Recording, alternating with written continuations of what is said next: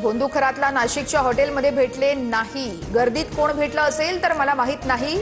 तृप्ती देसाईंकडे पुरावे असतील तर दाखवावेत। नीलम गोऱ्हेंनी आरोप फेटाळले। नीलम गोऱ्हे खोटं बोलतायत, वेळ आल्यावरती साक्षीदार उभा करेन। तृप्ती देसाई आरोपांवर ठाम। मंत्रिपदासंदर्भात भविष्य विचारण्यासाठी बोंदुखरातची भेट घेतल्याचं देसाईंचा दावा। बोंदुखरात प्रकरणी रुपाली चाकणकरांना एसआयटी समन्स बजावल्यानंतरही अद्याप चौकशी नाही। दरम्यान चाकणकरांच्या पतीचे रायगडमध्ये अनधिकृत बांधकाम असल्याचाही भाजप पदाधिकाऱ्याचा आरोप।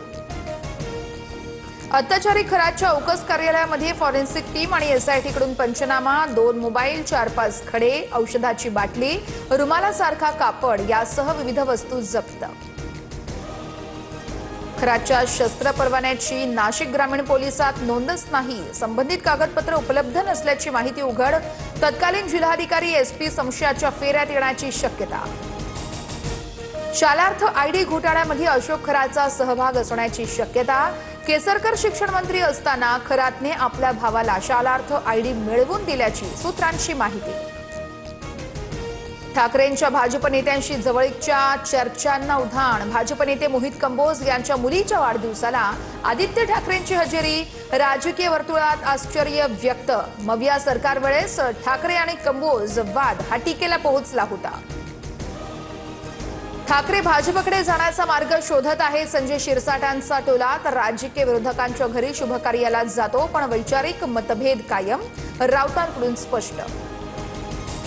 सातारा जिल्हा परिषद राडा प्रकरणी साताऱ्याचे एसपी तुषार दोशी सक्तीच्या रजेवर। चौकशीवरती परिणाम होऊ नये म्हणून निर्णय। मुख्यमंत्र्यांकडून स्पष्ट। तर तुषार दोषींबाबत प्रतिक्रिया देणं नीलम गोऱ्हे यांनी मात्र टाळलं।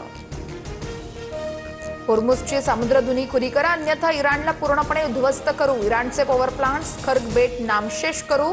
डोनाल्ड ट्रम्प यांची पुन्हा धमकी। आंतरराष्ट्रीय बाजारामध्ये कच्च्या तेलाच्या किमती 100 पारच। कच्च्या तेलाचे दर प्रति बॅरल $115वर।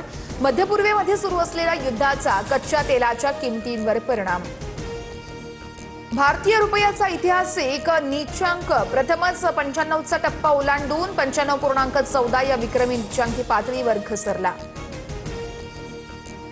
लातूर, अमरावती आणि गडचिरोलीसह राज्यातील अनेक जिल्ह्यात गॅस तुटवडा कायम। एजन्सी बाहेर तासनतास नागरिकांच्या रांगा। तर नांदेड आणि कोल्हापूरमध्ये एलपीजी साठा संपल्यानं पंप बंद करण्याची नामुष्की। काँग्रेस पक्ष आणि नेते नक्षलवाद्यांसारखे। राहुल गांधींच्या भारत जोडो यात्रेत अनेक नक्षलवादी संघटनेचे लोक दिसले। केंद्रीय गृहमंत्री अमित शहांचा हल्लाबोल। महाराष्ट्रावरती पुन्हा अवकाळी पावसाचं संकट। पुण्यासह धुळे, वाशिम, सिन्नर, नाशिकमध्ये वादळी वाऱ्यासह जोरदार पाऊस। बदलत्या हवामानामुळे शेतकऱ्यांसाठी विशेष सतर्कतेचा इशारा।